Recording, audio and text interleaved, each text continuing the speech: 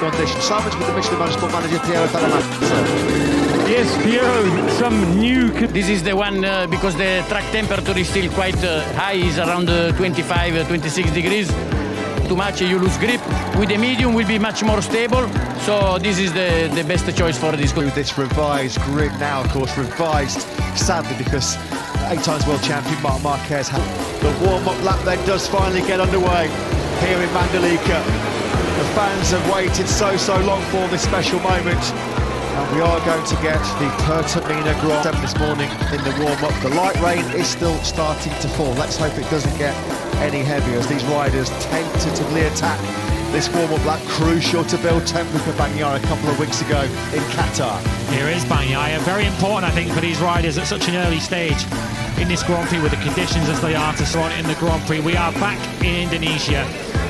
It's been a 25-year and the crown that he won last year, but just to come back to the point I mentioned a moment ago, in the Moto3 free practice 3 session yesterday, we saw a number of riders really losing control on the curbs, so they were looking to stay off those. First ever Grand Prix in MotoGP at 49 was Miguel Oliveira who took the spoils, but of course none of those were in wet conditions. Who will be the first man to master Mandalika? In the moment, the Indonesian fans have been waiting a quarter of a century for Fabio Quartararo about to start round and Johan Zarco. 8,940 days since the last Indonesian lead on the lights. The red light comes on and we are underway here. MotoGP action underway in Indonesia.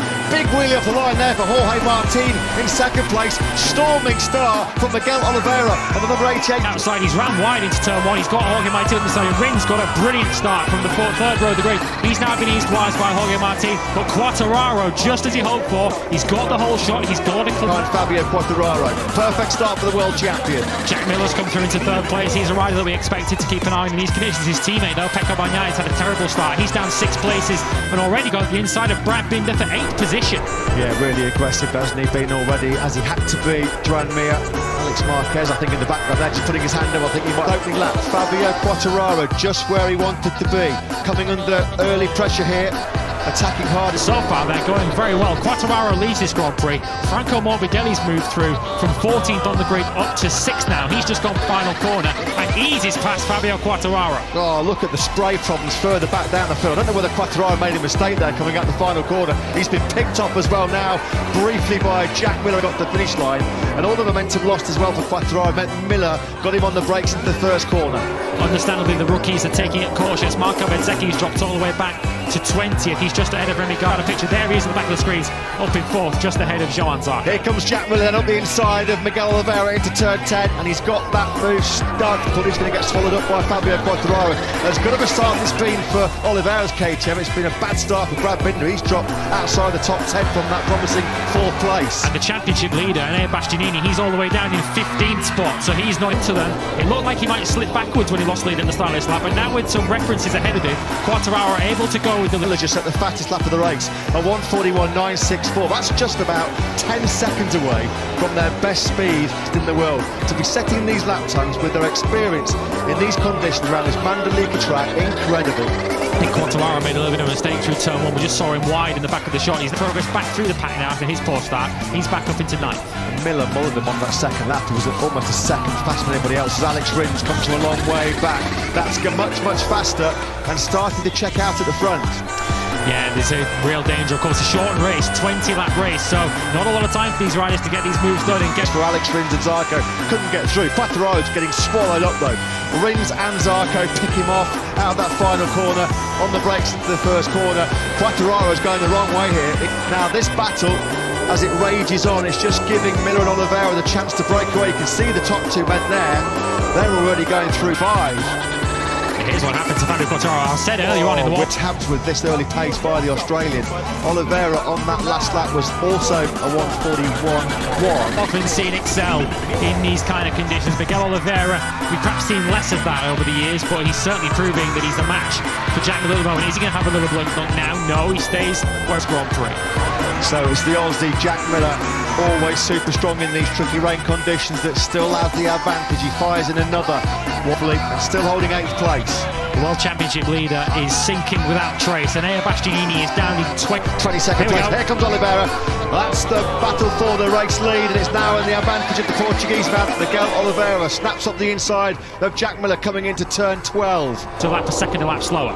Yeah, the top 4 men on that last lap were about to start lap 6. They were the only 4 in the 141. Starts to try and make a crucial break here. Fastest lap of the Grand Prix, a 1:40.804. Already asking some major questions. Unbelievable. I've no idea. That front end was digging a trench into the surface. That was incredible. What a save by Pecco Bagnaia. Yeah, he's redeemed and got himself up to the top 8. Unfortunately now for the Repsol Honda man, the sole Repsol Honda man in the race, he's starting to slip back down the field. Just shows how I'm sure he's got no idea as well, how he stayed on top of that factory Ducati. He's still in the Grand Prix. The Portuguese man, who again finds another fastest lap of the Grand Prix, a 1:40.148. At this stage, Jack Miller's got nothing for him.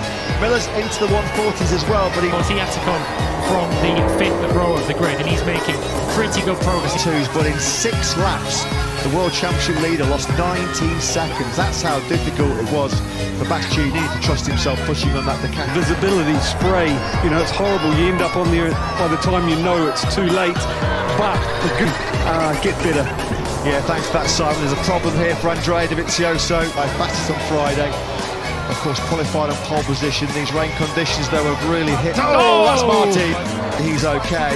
Massive repair job on that Common Ducati. So we've lost Martin from 7. Well, Miguel Oliveira continues to chip away. He's still acting in the low 1:40s. Jack Miller's starting to... Zarco, he was in hot there and off the line into turn 13 as he tries to keep on par with Alex Rins ahead of him.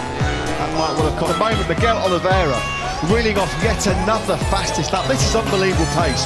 We heard about the fantastic... of a second behind Johan Zarco. This is the battle then for 12th place. This is Paul Espargaro on the leading Honda in this. Where you want to be. Those guys are not going there intentionally. It's just where they're finding themselves with the spray and the visibility. That was huge. Wow, Paul Espargaro, 7/10 after Jack Miller, stretching away here. 2.2 seconds the gap as Oliveira comes to the... Much wet weather experience at all, but on the last lap around, he was faster than everyone ahead of him, all the way up to Joan Mir in 6th position. So keep an eye out for Darren Binder. After a heavy crash, and that's so close to what happened to Paul Espargaro. Now then, Oliveira, now a second faster than the Aussie on that last lap. The fans gathered all around the world, the virtual fan wall.